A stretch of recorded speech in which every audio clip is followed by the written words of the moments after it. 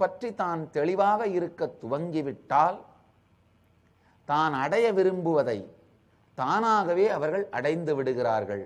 இத அக விழிப்புணர்வில் நீங்கள் அனுபவபூர்வமா பார்ப்பீங்க. உங்க வாழ்க்கை எங்கயா இந்த ட்ரையல் அண்ட் எரர்னு சொல்றோம் இல்லையா, முயற்சி செய்து முயற்சி செய்து முயற்சி செய்து முயற்சி செய்து சரியா தப்பான்னு பார்த்துக்கிட்டே இருக்கிற அந்த ப்ராசஸ்ல வேஸ்ட் பண்ண வேண்டாம். ஒவ்வொரு நெருப்பா தொட்டு பார்த்து எல்லா நெருப்பும் சுடுன்னு தெரிஞ்சுக்கிறதுக்குள்ள உடம்ப சுடுறதுக்கு சுடுகாடு போறதுக்கு தயாராயிடுவீங்க, செத்து போயிருவோம். இந்த ட்ரையல் அண்ட் எரர் ப்ராசஸ்ல வாழ்க்கையை வீணடிக்காமல்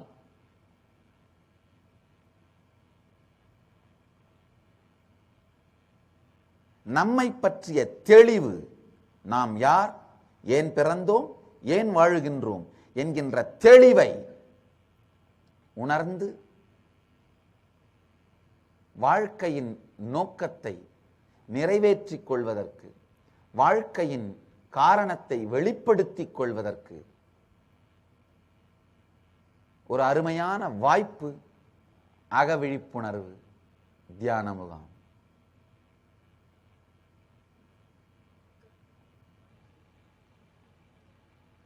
அகவிழிப்புணர்வு எப்படி செயல்படுகிறது, அது என்ன மாற்றங்களை நமக்குள் நிகழ்த்துகிறது, இந்த அறிவியலை பல பேரும் தெரிந்து கொள்ள விரும்புகிறார்கள். முதல்ல நாம புரிஞ்சுக்க வேண்டிய சில விஷயம்,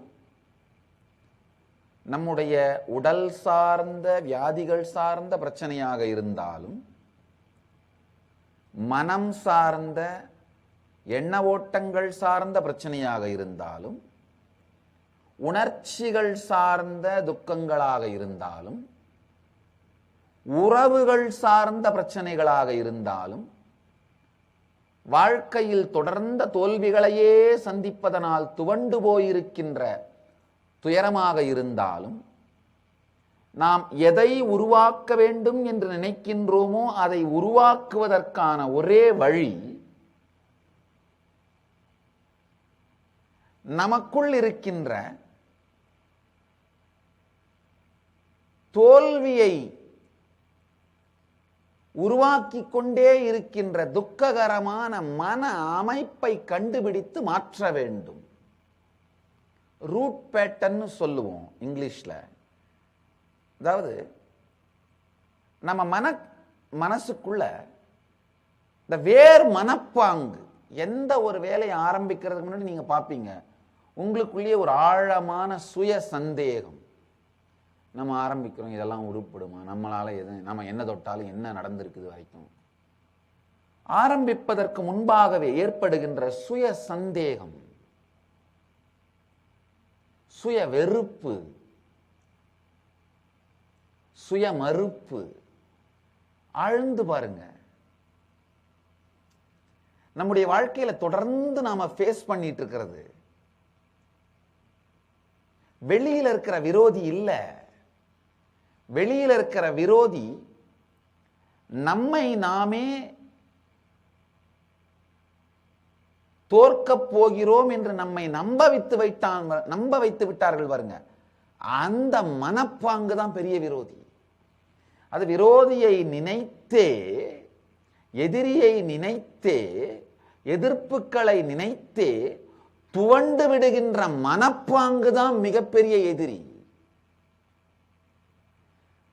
சில விரோதிகள், எதிரிகள் நமக்குள் துக்கத்தை ஏதோ ஒரு காலத்தில் ஏதோ ஒரு காரணத்தில் ஏற்படுத்தியதாக, நம் தோல்விக்கு அவர்கள் காரணம் என்று நாம் மனதிலே நம்பிவிட்டால், அந்த நம்பிக்கையை பிடித்துக் கொண்டு முயற்சி ஆரம்பிக்கும் பொழுதே நிஜமான எதிரிகள் யாரும் முன்னால இருந்து எதிர்ப்பை காட்டாவிட்டாலும் கூட நம்முடைய எதிரிகளை பற்றி நாம் வச்சிருக்கிற நம்பிக்கையினாலேயே நாமே துவண்டு விடுவது. ஒரு உதாரணத்துக்கு சொல்லணும்னா, ஒரு சின்ன கதை உதாரணமா சொல்லலாம். நீங்க ஒரு 2வது வகுப்போ 3வது வகுப்போ படிக்கும் பொழுது ஆசிரியர் வகுப்புல கேட்கிறார், இந்தியாவின் முதல் பிரதமர் யார் நீங்க ரொம்ப வேகமா எந்திரிச்சு குதிச்சு கையை தூக்கி மகாத்மா காந்தின்னு சொல்றீங்க. மொத்த கிளாஸே உங்களை பார்த்து சிரிக்குது. டீச்சர் உட்கார ஒண்ணு அப்படின்னு உட்கார சொல்லிடுறாங்க. உங்களுக்கு அப்பதான் திடீர்னு உரைக்குது விடை தப்புன்னு. நல்லா புரிஞ்சுக்குங்க. அந்த நேரத்தில் நீங்க உணர்ற அந்த அவமானப்படுத்தப்பட்டதா உணர்றது, அந்த உணர்ச்சி வரும் பொழுது, அந்த அவமானப்படுத்தப்பட்ட உணர்வு ஏற்பட்டதுனால உடனே நீங்க என்ன முடிவு பண்றீங்க? எதிர்காலத்தில் எப்பவுமே இந்த மாதிரி வேகமா எந்திரிச்சு எதுலையும் ஆக்டிவா இருக்கிறது இல்லைன்ற ஒரு முடிவுக்கு வந்துடுறீங்க. கடந்த காலத்தில் எப்பவோ ஒரு நிகழ்ச்சி நடந்த ஒரு நிகழ்ச்சிக்காக எதிர்காலம் முழுமைக்கும் நீங்க முடிவெடுக்கிறீங்க. அப்ப என்ன ஆகுது? 10 வருடம் 20 வருடம் அல்ல 30 வருடங்களுக்கு பிறகு ஆபீஸ்ல நீங்க உங்க டீமோட உட்கார்ந்துருந்தீங்கன்னா கூட எல்லாரும் பிரசன்ட் பண்ணும் பொழுது நீங்க நினைக்கிற கருத்தை நீங்க வேகமா எந்திரிச்சு பிரசன்ட் பண்ண மாட்டீங்க. நீங்க ஆக்டிவா இன்வால்வ் ஆக மாட்டீங்க. உங்க கருத்தை வேற யாரோ சொல்லி நல்ல பேர் வாங்கிட்டு போயிடுவாங்க, ப்ரமோஷன் வாங்கிட்டு போயிடுவாங்க. இதுக்கு காரணம் என்னன்னா, அந்த மூல மனப்பாங்கு இந்த சிறு வயதிலே உங்களுக்கு நீங்களே ஏற்படுத்தி கொண்ட சுய சந்தேகம், சுய வெறுப்பு, சுய மறுப்பு. அந்த சிரிச்ச உங்களுடைய கிளாஸ்மேட் எல்லாரையுமே நீங்க ஒரு விரோதிகள் மாதிரி மனசுக்குள்ள ரெக்கார்ட் பண்ணி வச்சிடுறீங்க. இது ஒரு சின்ன உதாரணம். பல்வேறு உதாரணங்களை என்னால கொடுக்க முடியும். உங்களுக்கு யாராவது துக்கம் கொடுத்து விட்டார்கள் நீங்க நம்பினீங்கன்னா, யாரையாவது உங்களுடைய எதிரி அல்லது எதிர்ப்பாளர்கள் நீங்க நம்பினீங்கன்னா,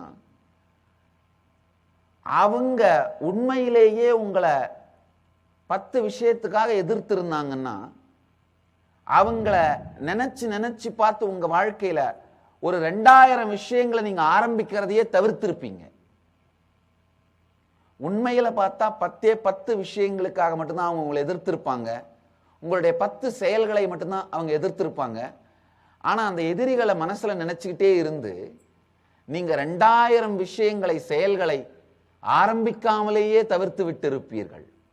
அப்ப உண்மையில உங்களுடைய தோல்விக்கு உங்களுடைய எதிரி காரணம் அல்ல, எதிரியை நினைத்து கொண்டே இருக்கின்ற, அதை சார்ந்தே சிந்திக்கின்ற உங்கள் மனப்பாங்குதான் காரணம். மூல மனப்பாங்கு, ரூட் பேட்டர்ன். இன்னர் அவேக்கனிங், அக விழிப்புணர்வு தியான முகாம்ல நம்ம ஒவ்வொருத்தரும் எந்த ரூட் பேட்டர்னால நம்முடைய வாழ்க்கையில வியாதிகளை உருவாக்குகிறோம், உணர்ச்சி ரீதியான துக்கத்தை உருவாக்குகிறோம், மனோரீதியான வலிகளை உருவாக்குகிறோம், உறவுகளில் வெறுப்பையும் உறவு முறிவையும் உருவாக்குகிறோம், தோல்விகளை உருவாக்குகிறோம். அப்படிங்கிறத தெளிவா தெரிஞ்சுக்கிட்டு அந்த ரூட் பேட்டர்ன்ஸ், இந்த ஆழ் மனப்பாங்குகளை கம்ப்ளீட் பண்றது தான் இன்னர் அவேக்கனிங் நிகழ்ச்சியில் நடக்கிற முதல் விஷயம். அக விழிப்புணர்வு நிகழ்ச்சியில் நடக்கிற முதல் விஷயம் அதுதான்.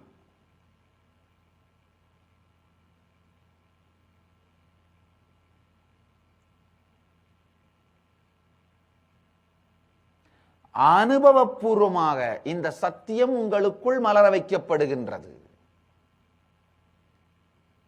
சிந்தனையாலும் செயல்திறன் மனப்பாங்கினாலும் அனுபவபூர்வமாக உங்களுடைய உணர்வுக்குள்ளே இந்த உண்மை மலர வைக்கப்படுகிறது. முறையான யோகம், தியானம், தீட்சைகள் இவைகளின் மூலமாக அனுபவபூர்வமாக இந்த ரூட் பேட்டர்ன்ஸ்ல இருந்து நீங்க விடுபடுத்தப்படுகிறீர்கள், சுதந்திரப்படுத்தப்படுகிறீர்கள். இந்த ரூட் பேட்டர்ன்ஸ் உங்களுக்குள்ள இருக்கிறதுனால முதல் விஷயம், வாழ்க்கையே துக்கமயமா ஆக்கிட்டு இருக்கோம். நல்லா புரிஞ்சுக்கோங்க. இந்த ரூட் பேட்டர்ன்ஸ் வெளியில வந்தீங்கன்னா தலைவலி முதல் கேன்சர் வரை பல வியாதிகள்ல இருந்து வெளியில வந்துட முடியும். தொடர்ந்து பல முறை தற்கொலை எண்ணத்தை உங்களுக்குள் ஆழமா உருவாக்குனீங்கன்னா மட்டும்தான் கேன்சர் மாதிரியான உயிர்கொல்லி நோய்களை நீங்கள் உருவாக்குவீர்கள், அனுமதிப்பீர்கள்.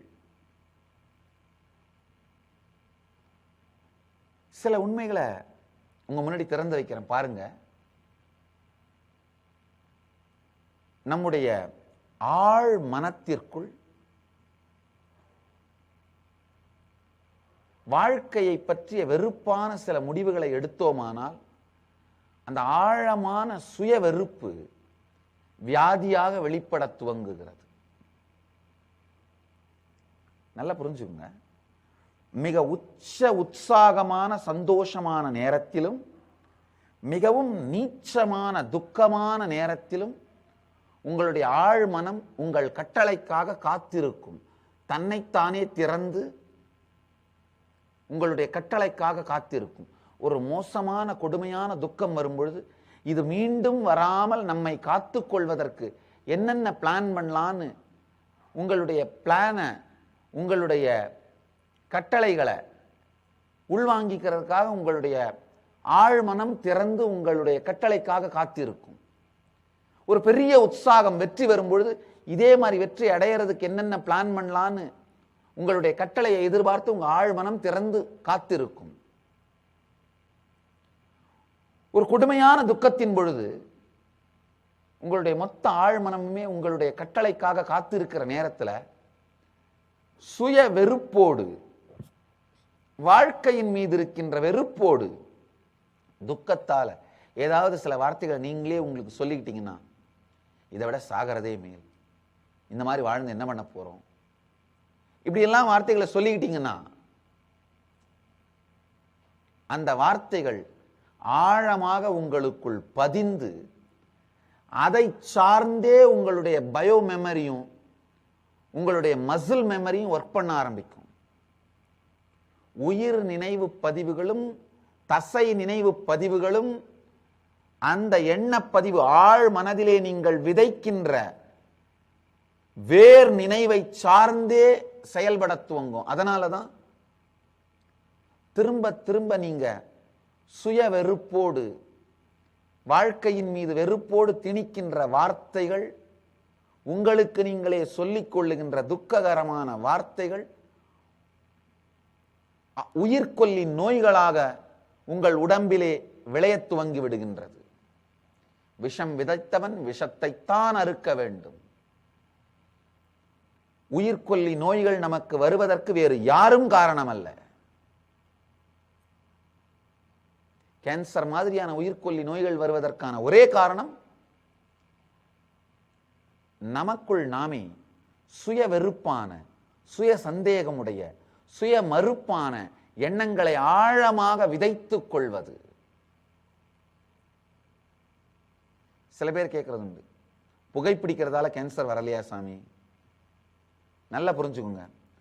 புகைப்பிடிப்பது போன்ற ஒரு துக்கத்தை தரக்கூடிய பொழுதுபோக்கு பழக்கத்தை நீங்க ஏற்படுத்திக்கிறது காரணமே சுய மறுப்பு, சுய சந்தேகம், இந்த சுய வெறுப்பு மாதிரியான மன அமைப்புனாலதான்.